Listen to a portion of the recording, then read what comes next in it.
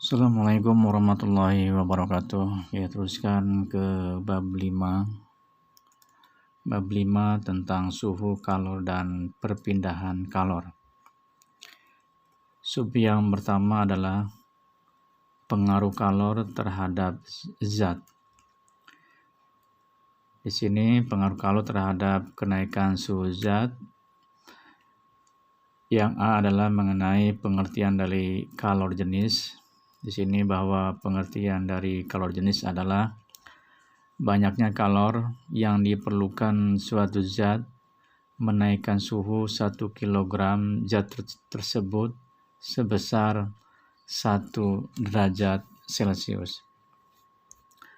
Sedangkan rumusan dari kalor adalah Q sama dengan M kali C dikalikan delta T. Delta T ini adalah berarti perubahan suhu, jadi suhu akhir dikurangi suhu awal, atau delta T sama dengan T2 dikurangi T1.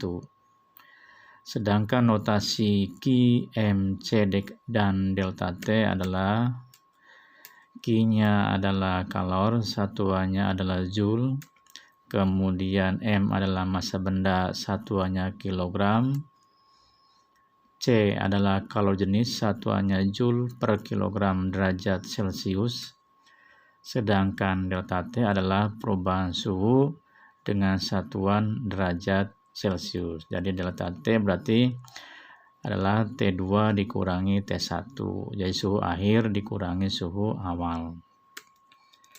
Sub yang kedua adalah kapasitas kalor. Jadi pengertian dari kapasitas kalor adalah banyaknya kalor yang diperlukan suatu zat untuk menaikkan suhu sebesar 1 derajat Celcius.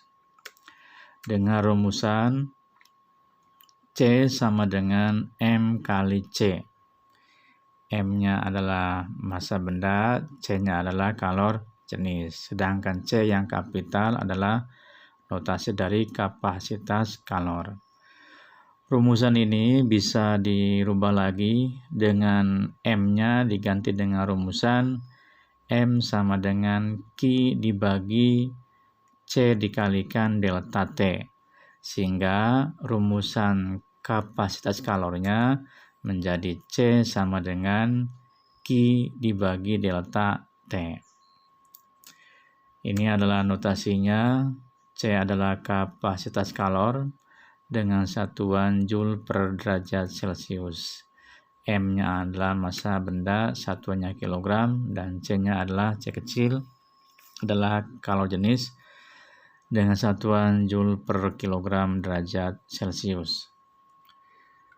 Sekarang kita ke contoh soal. Ini adalah contoh soalnya.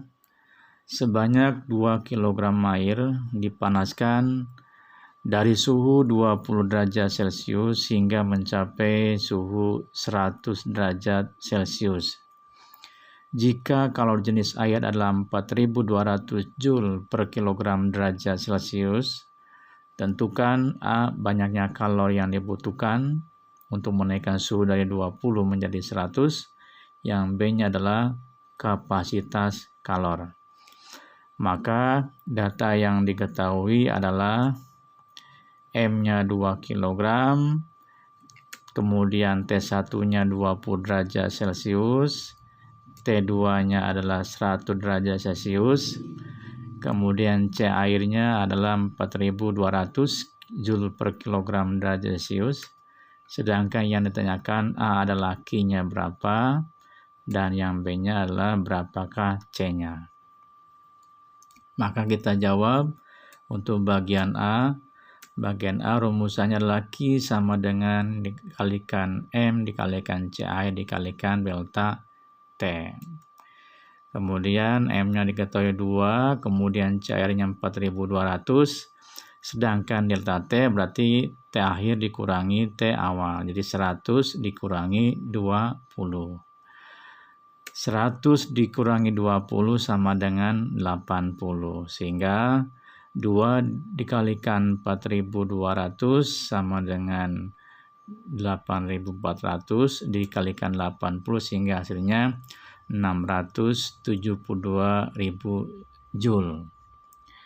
Atau ketika yang itunya dirubah ke dalam kilo, maka bisa juga menjadi Q sama dengan 672 kilojoule. Jadi kalau yang di atas adalah joule satuannya, sedangkan yang bawahnya adalah kilojoule.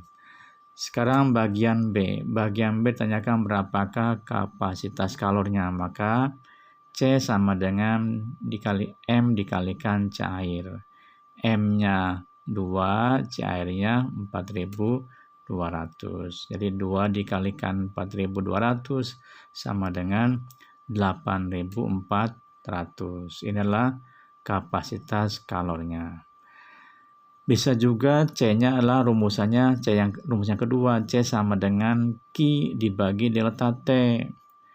Jadi bisa jadi Q-nya 672.000 dibagi delta T-nya 80, hasilnya akan sama, yaitu 8.400. Jadi inilah pembelajaran untuk mengenai pengaruh suhu terhadap perubahan zat.